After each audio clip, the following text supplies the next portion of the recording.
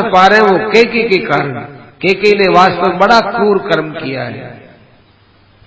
लक्ष्मण जी महाराज जब इस प्रकार से बोल रहे थे तो राम जी महाराज ने कहा कि अरे लक्ष्मण क्या बोलते हो, नतेम्बा मध्यमा तात गर्हितव्या कदाचन।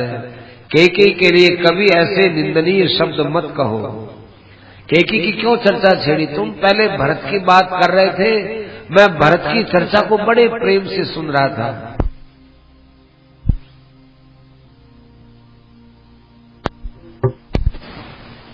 भरत है वो ऐसा है, प्रियवादी है, मधुर है, त्यागी है, सुखों का त्याग किया हुआ है। ये जो तुम बातें कर रहे थे मेरा मन बहुत प्रसन्नता से भरत की कथा में लगा हुआ था, लेकिन तुमने भरत की कथा को छोड़ करके और बीच में कैकेयी के लिए जो कुछ कहा, उसकी जो निंदा की, मुझे बहुत बुरी लगती है। आप तो उसी इक्ष्वाकुनाथ भरत की कथा कहो, भरत की कथा कहो। अरे भाई क्या बताऊं लक्ष्मण, मेरी बुद्धि वनवास के अंदर भरत के प्रेम के अंदर तो जाने कहां की कहां बह गई। भरत के प्रेम की नदी में मेरी बुद्धि बह गई। मेरे और भरत के बीच में भरत के मन में बड़ा प्रेम है। मेरा प्रेम तो उस भरत के प्रेम के सामने बौना हो गया, छोटा हो गया। मैं जब भरत के उन मधुर वाक्यों को याद करता हूं तो मन में प्रसन्नता होती है और ऐसा सोचता हूं कि बस वो बात मेरे हरदम कानों में गूंजती रहे। कितना प्रेम से बोला था, उसके वचनों में अमृत की वर्षा हो रही थी। लक्ष्मण कब भरत से मिलूंगा? कभी कभी मन में आती है कि भरत को बुला लूं, कुछ दिन भरत भी सेवा में रहे। कभी मन करता है कि अयोध्या जाकर के भरत से मिलकर के वापिस आ जाऊंगा। कदा हम समेष्यामि, कब मैं जाऊंगा, कब भरत से मिलूंगा, कब शत्रुघ्न से मिलूंगा। शत्रुघ्न वीरेण त्वया च रघुनंदन, और हे रघुनंदन अपने चारों भाई सब मिलकर के कब बैठेंगे इसका कोई पता नहीं है। बहुत याद आती है भरत की। ऐसे कहकर के राम जी महाराज वहां पर रोने लग गए। राम जी महाराज से टप टप आंसू बरसने लगे। इतने में ही मंदाकिनी नदी आ गई। फिर वे उस मंदाकिनी नहीं, गोदावरी, मंदाकिनी तो चित्रकूट में ही रह गए, ये पंचवटी की जगह। यहाँ गोदावरी नदी आई, वहां पर वो ठंडा ठंडा जल था। उस ठंडे जल में उन्होंने स्नान किया और स्नान करने के बाद देवताओं के लिए और पितरों के लिए जल दिया। देखो नदी में जाते हैं ना तो यूं हाथ यूं जो देते हैं ना जल, ये तो देवताओं को जल देना होता है। लिया यूं अर्पित किया, और देवरियात यूं देना होता है, ये अपने पितरों का होता है। यूं लेकर के और यूं अंगूठे के और तर्जनी के बीच का जो रास्ता है, इस रास्ते से जो जल दिया जाता है, ये जल देना होता है पितरों का। ये पितरी मार्ग है, ये देवताओं का मार्ग होता है। तो पहले उन्होंने देवताओं को जल दिया, फिर अपने पितरों को जल दिया। और इधर जो है वो अपना स्नान वगैरह करके सारा आवश्यक कार्य करके सब के सब वहां अपनी कुटिया में आ गए। ऐसा लग रहा था जैसे भगवान शंकर नंदी और उमा के साथ गंगा जी के वहां पर बैठे हुए हों, ऐसे इन तीनों की शोभा हो रही थी। आगे वाल्मीकि जी महाराज लिखते हैं कि एक बार की बात है, भगवान श्री राम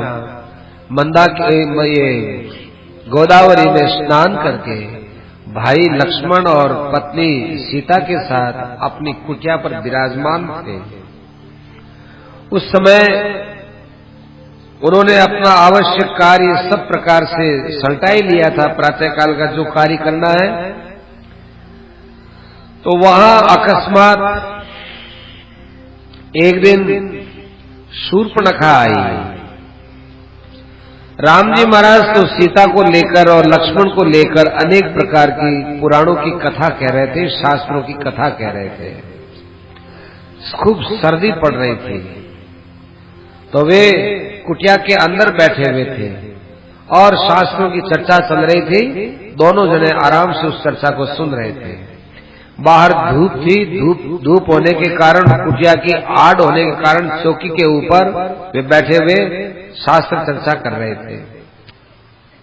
चकारे विविधा कथा। उस समय में राम जी महाराज से वो तो कथा संसक्त चेतस है, कथा के अंदर अपना चित्त लगाए हुए थे। देखो, कथा कहने वाले को और कथा सुनने वाले को कथा में ही मन लगाने से उसको फल मिलता है। कथा के बाहर यदि इधर उधर मन जाता है तो वास्तव में वो कथा कहने के योग्य नहीं है। तो राम जी महाराज कथा में इतने मस्त हो गए, इतने मस्त हो गए कि कथा के बाहर उनका कहीं मन ही नहीं गया, कथा कह रहे थे। उधर वो राक्षसी आई, यूं ही आगे घूमती घामते। वो राक्षसी आई, उसका नाम था शूर्पणखा। ये दशग्रीव रावण की छोटी बहन थी। उसने इंद्र से भी श्रेष्ठ सुंदर, कामदेव से भी सुंदर राम के दर्शन किए। राम का चेहरा था वो जगमगा रहा था। राम के नेत्र थे वो कमल के समान खिले हुए थे। और राम जी को एक बड़े मस्ती चाल में, बड़े मस्ती के साथ उसको देखा। जटा मंडल धारण कर रखा है और एक सुकुमार शरीर वाला है और इसके एक बहुत बड़े राजा के से लक्षण है, ऐसा उसने देख लिया। और देख करके राक्षसी के मन में विचार आया कि इस राम को ही मैं अपना पति बना लूं। परंतु देखो कैसे राम उसको स्वीकार कर सकते थे, क्योंकि राम का मुख तो बड़ा सुंदर था, ये बड़ी दुर्मुखी थी। राम है वो मध्य भाग से पतले थे और ये बहुत मोटी ताजी थी। राम है, इनके मोटी मोटी आंखें थी, इसकी विकराल आंखें थी। राम के केश बड़े सुंदर थे, इसके केश तांबे के समान पीले पीले थे। राम बहुत सुंदर स्वरूप वाले थे, ये बहुत कुरूप थी। राम का स्वर बड़ा मीठा था, इसके स्वर में बड़ी कर्कशता थी, बड़ी डरावनी आवाज निकलती थी। राम जी तरुण थे और ये बूढ़ी थी। राम जी दयालु थे, ये बड़ी क्रूर थी। राम जी न्याय के अनुसार चलने वाले थे, ये अन्याय पर चलने वाली थी। राम बड़े प्रिय थे, ये बड़ी अप्रिय थी। किसी भी दृष्टि से राम की और शूर्पणखा की जोड़ी बैठती नहीं थी। तब भी उसकी बुद्धि में विकार पैदा हुआ और उस शूर्पणखा ने राम से कहा, ये बड़ी सुंदर जटा पहने हुए, तपस्वी वेश में बैठे हुए, एक भार्या के साथ बाण लिए हुए इस देश में कौन हो तुम? ये तो राक्षसों का देश है भाई, यहाँ तुम कैसे आए? तुम्हारे आने का कारण क्या है? कौन दिशा से आए हो? किस काम के लिए आए हो? कौन हो? किसने भेजा है? ये सब बातें राम जी के सामने शूर्पणखा ने कही। राम जी महाराज बड़ी सरल बुद्धि वाले थे, रिजु बुद्धि तैयारी। राम जी बोलते तू कौन होती है भाई हमसे बात करने वाली? पर राम जी तो क्या बताए, सरलता की मूर्ति। सरलता से राम जी ने सब बात कहते हुए कहा कि देखिए, अयोध्या के एक राजा दशरथ हुए हैं। दशरथ का पराक्रम इंद्र के पराक्रम से कम नहीं था। उनका मैं सबसे बड़ा लड़का हूं। मेरा नाम राम है। प्राय बहुत लोग मेरा नाम जानते भी होंगे। और ये मेरा छोटा भाई है, इसका नाम लक्ष्मण है। ये मेरी सेवा में आया है। और ये मेरी पत्नी है, इसका नाम सीता है। पिताजी ने हमको वन में आने का आदेश दिया है। उस आदेश का पालन करने के लिए और माता का प्रिय कार्य करने के लिए मैं यहाँ वन में आया हूँ। मेरी इच्छा है कि पिताजी धर्म के अनुसार चले। मेरी इच्छा है मैं भी धर्म के अनुसार चलूं, तो सबका धर्म पालन करने के लिए मैं इस वन में आया हूं। परंतु आप बताइए, आप कौन हैं? आप किसकी हैं? आप किसकी बेटी हैं और आप किसकी पत्नी हैं? आप कहाँ रहती हैं?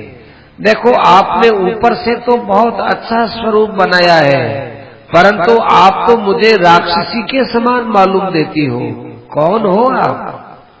ये देखो कैसा राम जी ने शब्द कहा हो। ये शब्द क्यों कहा कि तुम बड़ी सुंदर भी हो और राक्षसी के समान मालूम देती हो? माने ऊपर से तो तुम बड़े सुंदर हो, भीतर से तुम राक्षसी हो। वास्तव में तो ऊपर से भी राक्षसी थी, भीतर से भी राक्षसी थी, लेकिन यहां बताया राक्षसी प्रतिभा से में तुम मुझे राक्षसी मालूम देती हो, माने तुम्हारा भाव अच्छा नहीं है। इस बात को राम जी समझ गए। तब वो शूर्पणखा है, वो देखने लगी कि देखो इन्होंने मेरे से मेरा परिचय पूछा है, तो जो है बात करने का मौका मिला तो मैं भी इनको बोलती हूँ। वो कहने लगी, श्रूयताम राम तत्वार्थम, आप मेरे विषय में सुनिए, मैं आपको अपना परिचय देती हूँ। मैं वास्तव में शूर्पणखा नाम की राक्षसी हूँ। मैं चाहे जैसा रूप बना सकती हूँ, और ये जो जंगल भयानक जंगल है, इसमें मैं एक अकेली घूमा करती हूँ। सब प्राणी मुझसे डरते हैं। आपने शायद नाम सुना होगा, लंका के एक राजा हैं, उनका नाम रावण है। वे रावण कुबेर के छोटे भाई हैं और कुंभकर्ण के बड़े भाई हैं, विभीषण के बड़े भाई हैं। कुंभकर्ण का भी शायद आपने नाम सुना होगा, खूब नींद लेता है। विभीषण है, वो बड़ा धर्मात्मा है, उसके द्वारा कोई राक्षसी कार्य होता नहीं है। रावण के और भी भाई हैं, खर और दूषण, ये दोनों भाई बहुत ताकत वाले हैं, सारा संसार जानता है। तो हम दो भाई और एक मैं उनकी बहन, हम तीनों के तीनों यहाँ जंगल में आए हैं। यहाँ हम रहा करते हैं, हमारे पास में बहुत से सैनिक रहते हैं। ये सारा जनस्थान, दंडकारण्य, ये सब जो है रावण के आदेश से हम लोग यहाँ रहते हैं। तो देखो, मैं यहाँ सबको छोड़ छाड़ करके तुम्हारे पास आई हूं। हे राम, तुम बड़े श्रेष्ठ पुरुष हो, तुम पुरुषोत्तम हो, मैं तुमको स्वीकार करती हूँ, क्योंकि मैं अनेक प्रकार की शक्ति और विकृत रूप वाली है, विरूप वाली है, इसकी ओर तो हम देखने का भी मन नहीं करते। आप यदि पत्नी रूप में रहना ही चाहते हो तो मुझे आप पत्नी बनाओ, मैं आपकी पत्नी योग्य हूँ। इसलिए आप विरूप और असती और कराला, मन बड़ी कठोर स्वभाव वाली और बहुत दुबली पतली है ये, इसको तुम जो है यहाँ से हटा दो, अन्यथा मैं भी इसको खा जाऊंगी। खा जाने से इसका अभाव हो जाएगा, इसका अभाव हो जाने से फिर जो है आप मुझे स्वीकार कर लो। और यदि आप कहो तो ये आपका छोटा भाई लक्ष्मण है, इस लक्ष्मण को भी मैं खा जाऊं तो सीता भी मर जाएगी, लक्ष्मण भी मर जाएगा, फिर ये सारा का सारा दंडकारण्य ये आपका और मेरा हो जाएगा। और ये पर्वत है, यहाँ जंगल है, यहाँ विविध प्रकार के और ये प्रकृति का वातावरण है, इनके अंदर आप निर्भय होकर के विचरण करेंगे, कोई इसमें अपने को रोकने वाला नहीं है। भगवान श्री राम उसकी बात सुनकर के हंसे, और हंस करके राम जी ने बड़ी मीठी बाणी में मुस्कुराते हुए शूर्पणखा से कहा, ए शूर्पणखे, क्या बताऊं, मेरा तो अग्नि की साक्षी में विवाह हो गया। और जब अग्नि की साक्षी में विवाह होता है तो उसको आजीवन स्वीकार करना एक धर्म होता है।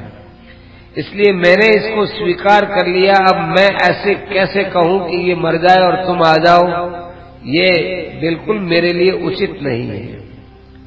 और तद विधानाम तो नारीणाम सुदुखा सपत्मता, और तुम्हारी जैसी, हे भगवान, तुम तो बहुत बड़ी स्त्री हो ना, तुम्हारी जैसी स्त्री यहाँ सीता के सामने सौत होकर के रहे, ये तुम्हारे लिए बड़े कष्ट की बात हो जाएगी।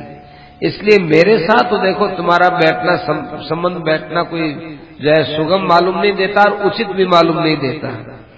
ये हमारे छोटे भाई है, ये बड़े शीलवान है, बड़े सुंदर है और अकृतदारष्ट है, और इन्होंने अभी अपनी पत्नी को अपने साथ में भी नहीं रख रखा है। इनका नाम लक्ष्मण है। ये पराक्रम में बड़े श्रेष्ठ हैं और अपूर्वी भार्या चारथी तरुणा प्रिय दर्शन है। ये बहुत सुंदर स्वरूप वाले हैं, जवान भी है, तुम्हारे अनुरूप भी है।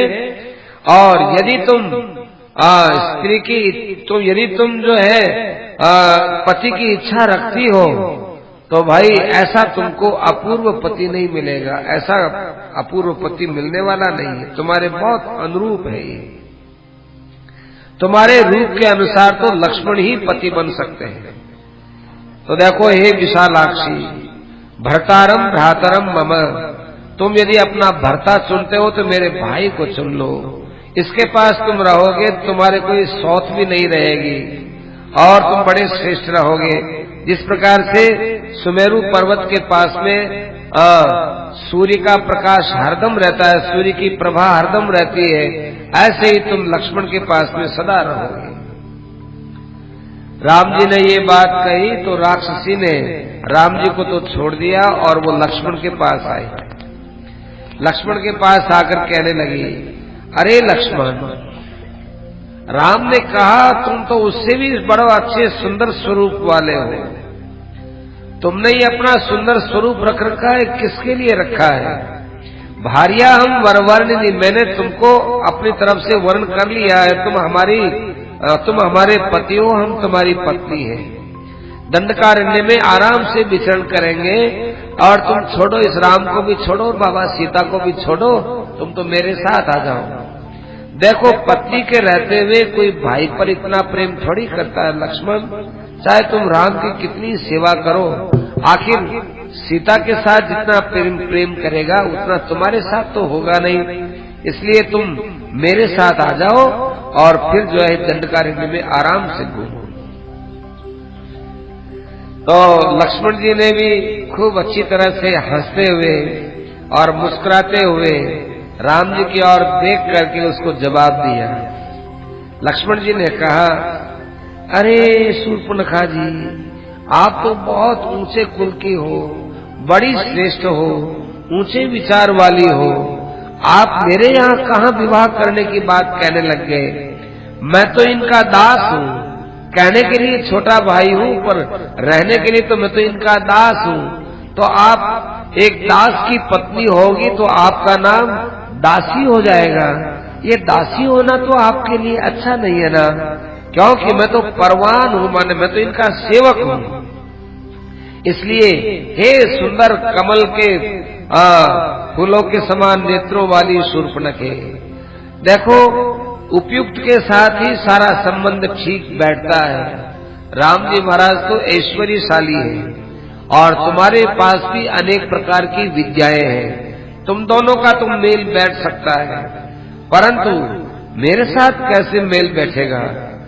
भार्या भाव यवीयसी, एक बात है, तुम इनकी स्त्री बन जाओ, तुम छोटी स्त्री बनो तो कोई भी हर्जा नहीं, छोटी स्त्री बन जाओ।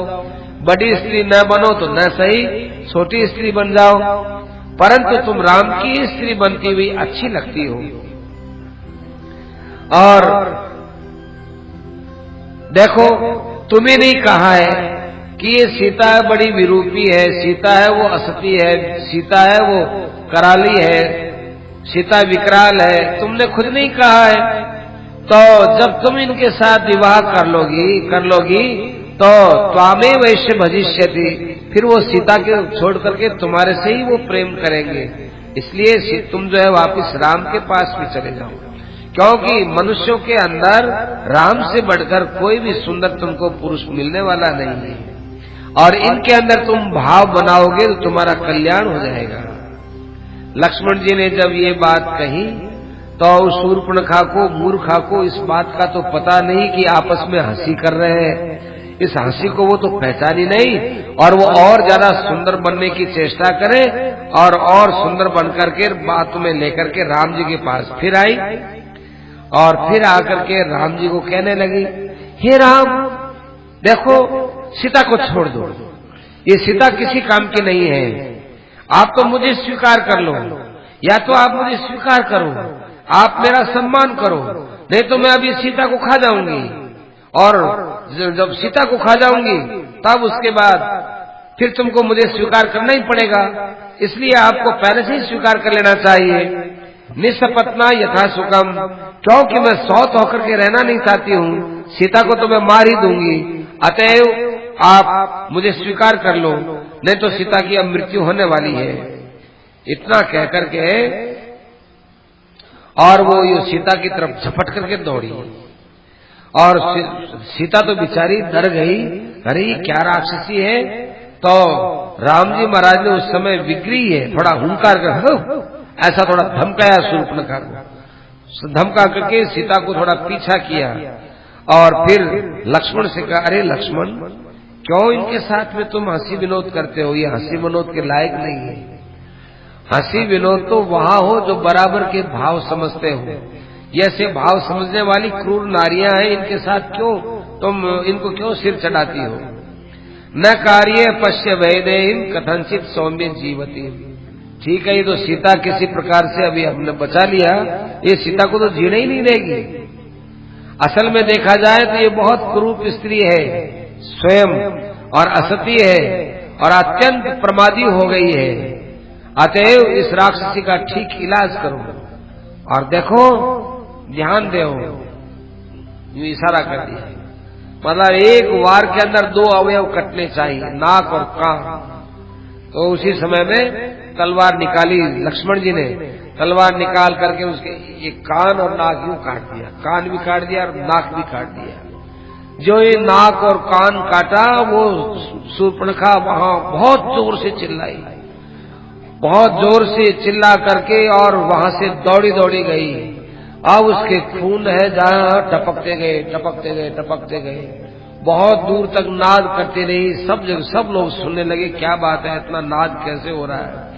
जैसे बरसात में मेघ बोलते हैं, ऐसे वो शूर्पणखा का नाद हुआ, भयंकर नाद हुआ, और उसका जगह जगह खून जो है नाड़ा सा बहने लगा। ततस्तु सा राक्षस संग संवृतम, फिर वो दौड़ी दौड़ी खर के वहां पर पहुंची, जो वहां पर जनस्थान में खर था, उस खर के पास पहुंची। वहां जाकर वो यूं सिर पटक करके और खूब जोर से रोने लगी, जमीन पर पछाड़ खाने लगी। सारे राक्षस इकट्ठे हो गए, और वो मुंह से मूर्छित हुए, कभी क्या बोले कभी क्या बोले। कब लोगों ने कहा, अरे तेरा नाक कान किसने काटा, क्या बात हुई, बात तो बता। तो कहा कि 2 राजकुमार आए हैं, 2 राजकुमार आए हैं, और दोनों राजकुमारों के साथ में एक जो है स्त्री है, और उन राजकुमारों ने मेरे नाक कान काटे। खर ने फिर पूछा, खर ने पूछा कि अरे ओ जो है शूर्पणखी, क्या बात है क्या बात है, थोड़ा मुंह हटाओ, रोना धोना तो कम करो, तुम्हारे नाक और कान किसने काटे हैं हमारे खर के रहते हुए। अरे किसने काले सांप के बिल में बिना सोचे समझे हाथ डाल दिया, क्या वो भूल गया कि ये सांप डसेगा, इसका जहर तुम्हारे अंदर चढ़ेगा। कौन ऐसा है कि जिसने जो है तलवार को अपने हाथ में यूं नचाने का काम चालू किया है। कौन ऐसा व्यक्ति है कि जो खर के जीवित रहते हुए फांसी के अंदर अपना सिर दे दिया है और वो जीने की आशा करता है। यस्वामासाद्य पीतवान विषम उत्तमम, आज तो उस आदमी ने बड़ा जहर पी लिया है भाई, जिसने तेरे नाक कान काटे। बताओ, उसका नाम बताने की देरी है। वो कहाँ रहता है ये बताओ, किस दिशा में रहता है, किसने तुम्हारी दुर्दशा की है। किसी देवता ने की है तो बताओ, गंधर्वों ने की है तो बताओ, और किसी प्राणी ने की है तो बताओ, ऋषियों ने की है तो बताओ। तुम्हारा ये विकृत स्वरूप कौन कर सकता है। ज्यादा से ज्यादा देवताओं में ताकत है, परंतु देवताओं को पता है कि ये खर के बहन है, फिर देवता भी तुम्हारे नाक कान नहीं काट सकते। इस संसार में कौन है कि जो नाक कान काट करके जीवित रह जाए। यदि इंद्र है तो तुम साफ नाम ले आओ, घबराओ मत। इंद्र से तुम डरती होगी, मैं नहीं डरता हूँ। मेरे पराक्रम के सामने इंद्र भी ठहरने वाला नहीं है। आज मैं तुम जिसका नाम लोगे उसके प्राण ढूंढ करके ले आऊंगा, चाहे वो समुद्र में भी गया हुआ हो और चाहे वो कुछ भी किया हुआ हो। सलिले क्षीरमासक्तम निष्पिपन्निव सारस है। नियतस्य मया संख्ये सर संकृत मर्मण, उसके मर्म स्थलों के ऊपर मैं बाण लगा लगा करके उसका खून सोख लूंगा। और सारी पृथ्वी के ऊपर बहुत बड़ा आज मैं जो है ये मांस और खून इनका जो है कीचड़ मचा दूंगा। कोई सेना लेकर के भी आया हो तो कोई बात नहीं, भाई ये जितने पक्षी हैं इनके खाने का पूरा इंतजाम हो जाएगा, मांस और खून पीने का खाने का इंतजाम हो जाएगा, तुम बताओ। लेकिन मैं समझता हूँ देवताओं के विचारों की इतनी ताकत नहीं, गंधर्वों को तो नाचने गाने के अलावा दूसरा काम नहीं, पिशाच तो मेरे सामने यूं ही डरते हैं, राक्षसों के तो हम ही स्वामी हैं। ऐसा कोई मुझे लगता नहीं है कि जो तुम्हारा अपमान कर दे इनमें से, इनके अलावा कोई दूसरा हो नहीं सकता है। जिसने भी किया है बड़ा दुष्टता का काम किया है। बताओ वो कौन व्यक्ति है कि जिसने तेरे साथ ये कार्य किया है। शूर्पणखा ने अपना रोना धोना बंद किया, बंद करके और अब वो शूर्पणखा विशेषता से कहने लगी। शूर्पणखा कहती है, तरणौ रूप संपन्नौ सुकुमारौ महाबलौ पुंडरीक विशालाक्षौ चीर कृष्णाजिनांबरौ। मैंने यहाँ 2 राजकुमारों को देखा है। 2 राजकुमार बड़े सुंदर हैं, उनके रूप संपत्ति में कहीं पर भी कमी नहीं है। सुकुमार शरीर वाले हैं, कमल के समान खिले हुए नेत्र वाले हैं, और इन्होंने काले मृग के चर्म को पहन रखा है। फल फूल खाने वाले हैं, तपस्वी हैं, ब्रह्मचारी हैं। ये दोनों पुत्र दशरथ के बेटा है। एक का नाम राम है, एक का नाम लक्ष्मण है। दोनों ही गंधर्वों के समान अत्यंत सुंदर है। दोनों के शरीर के ऊपर राजकुमारों का सा चिन्ह दिखाई देता है। दोनों ही देवताओं के समान हैं। दोनों ही देवताओं से और दानवों से भी कभी पराजित होने वाले नहीं हैं। इनके साथ में एक जवान स्त्री है, सब आभूषणों से विभूषित है और सब प्रकार से वो रूप संपन्न है। वो मैंने स्त्री इन दोनों के पास में देखी थी।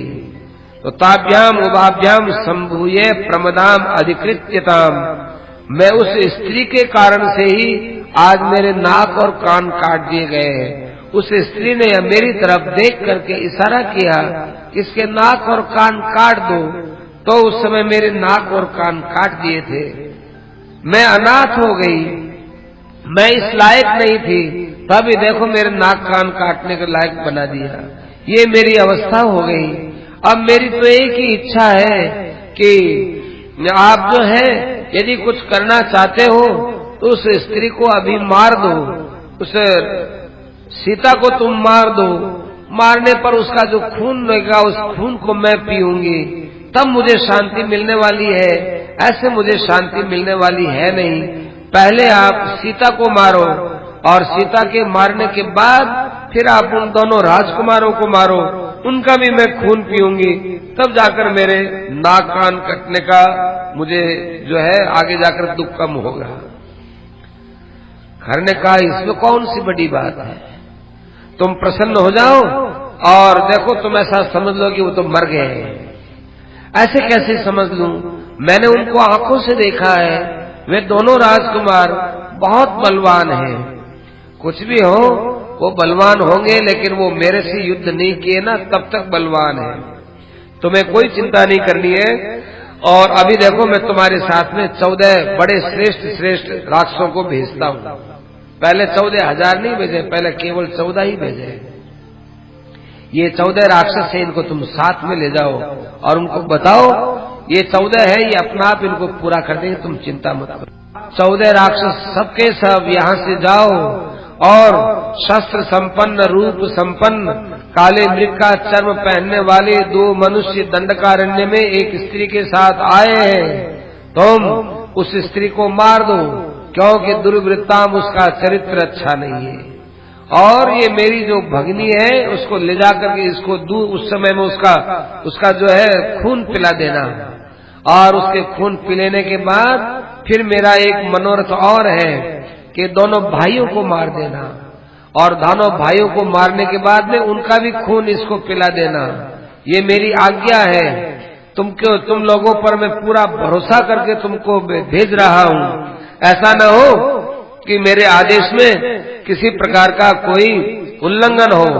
तुमको ये कार्य अभी जाके करना है और शूर्पणखा के सामने ही करना है। यम प्रतिष्ठा मुदिता, देखो ये बहुत प्रसन्न होकर के लौट के आए। तीनों का खून पी करके इसके मन में जब प्रसन्नता होगी तभी मेरे मन में प्रसन्नता होगी। 14 बड़े बड़े राक्षस, बहुत बलवान राक्षस, उन्होंने कहा कि ठीक है महाराज, जो आप हमको आदेश देते हैं उस आदेश के अनुसार ही कार्य होगा। अब आगे आगे शूर्पणखा चल रही है, पीछे पीछे भी 14 राक्षस चल रहे हैं।